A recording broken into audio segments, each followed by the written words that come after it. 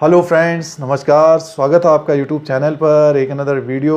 Tata steel limited की बात करेंगे, टाटा स्टील शेयर की बात करेंगे इस वीडियो में। Q1 का जो रिजल्ट आया है उसके आंकड़े और उसके नंबर देखेंगे, उसका विश्लेषण करेंगे, एनालिसिस करेंगे और टेक्निकली देखेंगे। जैसे कि 414 के आसपास ये पहुंच गया है, क्या यहाँ पे प्रॉफिट बुक कर लेना चाहिए, जो ट्रेड कर रहे हैं उनको क्या करना चाहिए, तो सारा डिस्कशन, सारी चर्चा इस वीडियो के माध्यम से करेंगे। लगभग 300 के आसपास था, तब बताने की कोशिश थी कि अगर मेटल सेक्टर में अगर आप कोई स्टॉक ढूंढ रहे हैं तो टाटा स्टील, हिंडाल्को और सेल को बताने की कोशिश थी। तो देखिए सारे स्टॉक ऊपर की तरफ है, बट समय लगा, लगभग 2-3 महीना लगा और अब 400 के ऊपर कारोबार कर रहा है। तो इसका टेक्निकली देखेंगे। और आप अगर चैनल पर नए हैं तो सब्सक्राइब और बेल आइकन को प्रेस करिए। आप लोगों को इसी तरह से इंडिया का जो शेयर मार्केट है, स्टॉक मार्केट है, उसका अपडेट, एनालिसिस सारा कुछ लेटेस्ट देने की कोशिश करते हैं। यूट्यूब की तरफ से नोटिफिकेशन मिलता है जब भी वीडियो अपलोड होता है, और लाइक का बटन भी दबा दिया करें। देखिए सेक्टर वाइज अगर कारोबार करते हैं, जैसे मेटल सेक्टर हो गया, सीमेंट सेक्टर हो गया, उसमें से दो शेयरों को देखना चाहिए। टाटा स्टील हो गया या हिंडाल्को हो गया। और छोटे स्टॉक में अगर आप देखते हैं तो आप सेल को देख सकते हैं। तो कुछ सेक्टर वाइज भी कारोबार करते हैं तो दिग्गजों में ज़्यादातर रहना चाहिए। अपना जो आपका पसंदीदा स्टॉक है, आपको हो सकता है दूसरे स्टॉक भी अच्छे लगते हो, तो उसके अनुसार कारोबार करना चाहिए। जब लॉकडाउन और कोविड-19 था तो ये इसी के आसपास कारोबार कर रहा था और यहाँ से गिर के काफ़ी नीचे की तरफ आ गया था। तो बहुत सारे लोग परेशान और टेंशन हो गए थे कि अब टाटा स्टील में कब तक बढ़ेगा। देखिए अच्छा खासा 3-4 महीने में बढ़ गया। तो इसी का सारा डिस्कशन करते हैं। आइए आंकड़े देखते हैं किस तरह का रहा है टाटा स्टील के। जैसे कि आप जानते हैं कि इंटरनेशनली ये कारोबार करते हैं टाटा स्टील। लगभग 10 रुपये का फेस वैल्यू है और देखिए 46,000 करोड़ का स्टॉक किसका मार्केट कैप है और 10 रुपये फेस वैल्यू। डिविडेंड भी कंपनी देती है, तो कंपनी ठीक ठाक है। बट ये है कि इंटरनेशनली कारोबार है और कुछ जो प्रॉब्लम्स है कोविड-19 और लॉकडाउन की वजह से, तो मेटल सेक्टर में भी दिक्कतें रहती है। काफ़ी वॉलेटाइल रहता है मेटल सेक्टर, उतार चढ़ाव भी काफ़ी होता है। काफ़ी लोग पसंद भी नहीं करते मेटल सेक्टर में, बट ये है कि दिग्गजों में रहना चाहिए। और अगर आपको लोअर लेवल में मिलता है तो हर सेक्टर का एक स्टॉक या दो स्टॉक को चॉइस करना चाहिए, उसके अनुसार ट्रेड करना चाहिए। देखिए टाटा स्टील का जो कंसोलिडेटेड स्टेटमेंट है और प्रॉफिट एंड लॉस का, इसमें देखिए जो रेवेन्यू रहा है, रेवेन्यू फ्रॉम ऑपरेशन, और 30 जून 2020 करोड़ में है ये। 23,812 करोड़ का रहा है। काफ़ी कम है ये। लगभग देखिए 30/6/2019 में 35,382 करोड़ का, तो काफ़ी डिक्लाइन हुआ है। और 31/3/2020 में लगभग 32,866 करोड़। जैसे कि आप जानते हैं कि टाटा स्टील यूरोप में भी कामकाज, बाहरी देशों में भी कामकाज होता है यूरोप में, और तो उसके अनुसार देखिए काफ़ी डिक्लाइन आया है रेवेन्यू में। अगर टोटल हम देखें, इसका टोटल इनकम इसका देखें 24,481 करोड़ का रहा है। पिछली बार 36,198 करोड़, और मार्च में रहा है 35,085 करोड़। तो काफ़ी कम हुआ है, लगभग मान के चलिए 11-12 हज़ार करोड़ का कम हुआ है। और इसका एक्सपेंसेस में हम देखते हैं तो 27,892 करोड़ एक्सपेंसेस हुआ है। तो उसके अनुसार नुकसान में है लगभग 3,411 करोड़ का। टोटल इनको जो नुकसान हुआ है, लॉस हुआ है, देखिए net profit loss after tax 4,609 crore का नुकसान रहा है।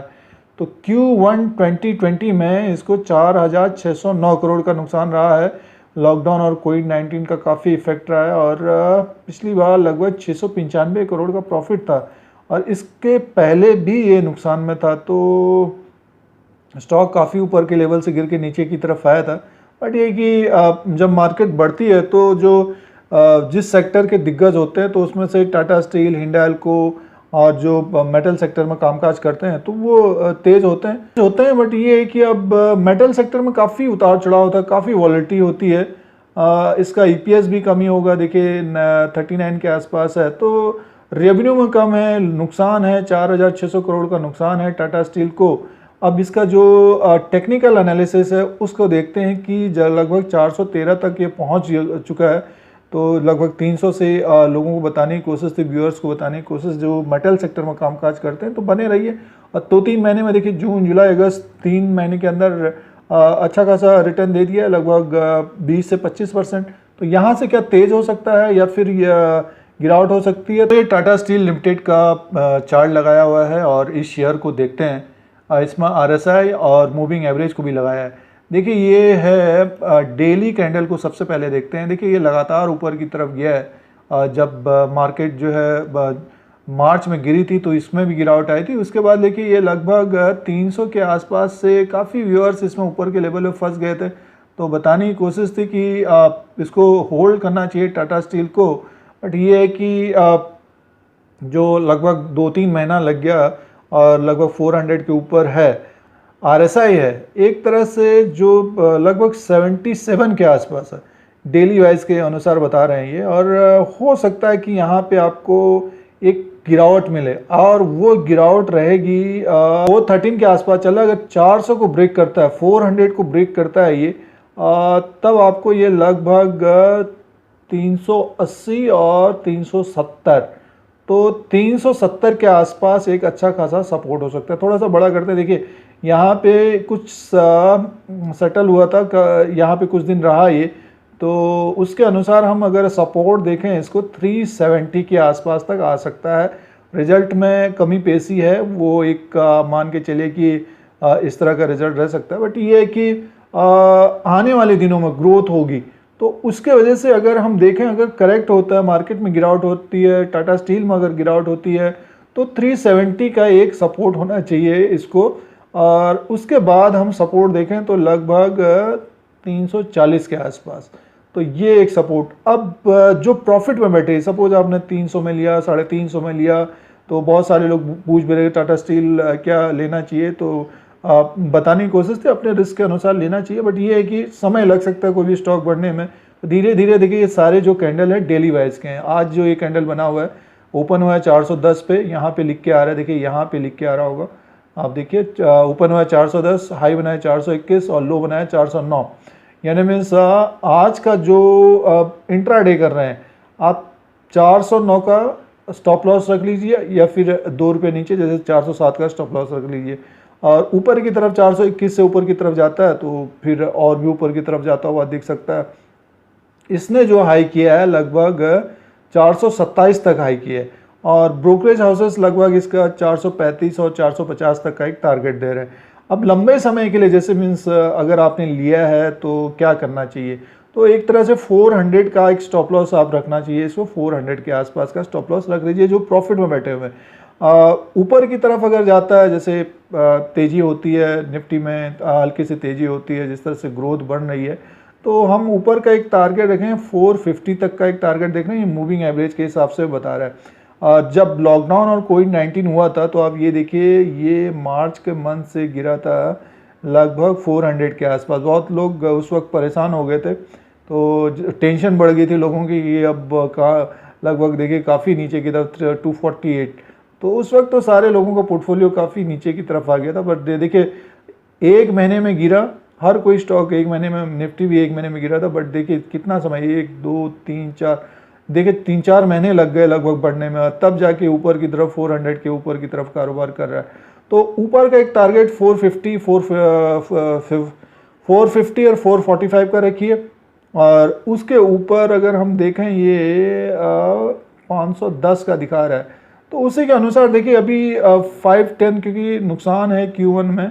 अगर ग्रोथ ठीक ठाक रहती है यूरोपियन कंट्री में, अगर लॉकडाउन और कोविड-19 तो ख़त्म हो गया एक तरह से, मान के चलिए वैक्सीन की बात चल रही है, तो ग्रोथ एक मान के चलिए, तो हम धीरे धीरे जैसे 400 का स्टॉप लॉस रख लिया या कुछ प्रॉफिट, हल्की प्रॉफिट बुकिंग कर ली यहाँ पे, तो जो एक्स्ट्रा है धीरे धीरे उसको सेल करने की कोशिश करिए। आने वाले दिनों में ये 500 की तरफ जाता हुआ दिख सकता है। बट उससे पहले करेक्शन भी हो सकता है, ये भी ध्यान रखें, क्योंकि हमको गिरावट की तरफ ज़्यादा ध्यान देना चाहिए कि कहाँ तक आ सकता है। तो नीचे का लेवल आप लोगों को बताने की कोशिश है, जो ये कैंडल बना हुआ है लगभग देखिए ये डेली मंथली कैंडल के 364 और हाई बनाया है 427 और लो बनाया है 362। तो 360 का जो मंथली वाइज कारोबार करते हैं, 360 का अच्छा खासा सपोर्ट होगा। अगर आपको ये 360 या उसी के आसपास मिलता है तो डेफिनेटली लेना चाहिए। और अगर उस जो सिचुएशन देखिए कि अगर आप 360 के नीचे कारोबार कर रहा है या 360 के आसपास 70 के आसपास मिला, तो थोड़ा वहाँ पे फिर 340 के आसपास इस तरह से कारोबार करना चाहिए। और ऊपर का 427 को अगर ये ब्रेक करता है तो डेफिनेटली आपको फिर ये 470 से 500 की तरफ जाता हुआ दिख सकता है। वैसे ब्रोकरेज हाउसेस का लगभग 445 450 तक का एक टारगेट दे रखा है इसका।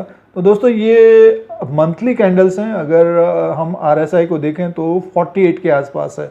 तो अभी स्कोप है ऊपर की तरफ, जो थोड़ा सा समय देना चाहते हैं, बट डेली वाइज के हिसाब से जो 5% 10% इस तरह का कारोबार करते हैं, देखिए ये अभी ऊपर के लेवल पे है। तो इसमें एक हल्की गिरावट हो 75 है, ओवरबॉट एक तरह से मान के चल सकते हैं। और जो नए इन्वेस्टर्स हैं तो उनको ये समझना चाहिए कि जब ये 20 के आसपास या 30 के आसपास होता है तो बाइंग आती है यहाँ पे, और 70 के ऊपर से एक तरह से सेल हो सकता है थोड़ा सा ऊपर चले जाए, जैसे 85 या 90 के आसपास भी चले जाए।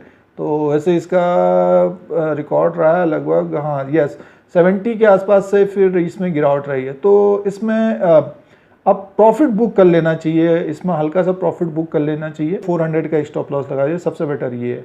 तो दोस्तों ये टाटा स्टील का जो Q1 का रिजल्ट था, और टेक्निकली एनालिसिस ये है कि इसका जो प्रॉफिट में बैठे हैं 400 का एक स्टॉप लॉस लगाइए। अगर जो अभी ट्रेड कर रहे हैं तो अपना एक स्टॉप लॉस लगाइए, जैसे आज का स्टॉप लॉस 409 का है इंट्राडे का, या 400 का स्टॉप लॉस लगाइए। तो दोस्तों ये टाटा स्टील का आप लोगों के लिए अपडेट था, Q1 का रिजल्ट था और कुछ पॉइंट्स थे। अगर आपको ये YouTube channel India Dheeraj Singh देखना है तो सब्सक्राइब और बेल आइकन को प्रेस करिए। आप लोगों को इसी तरह से इंडिया का जो शेयर मार्केट है, स्टॉक मार्केट है, उसका अपडेट एनालिसिस सारा कुछ लेटेस्ट देने की कोशिश करते हैं। कोई नया वीडियो लेके आएंगे। आज के लिए इतना ही, धन्यवाद।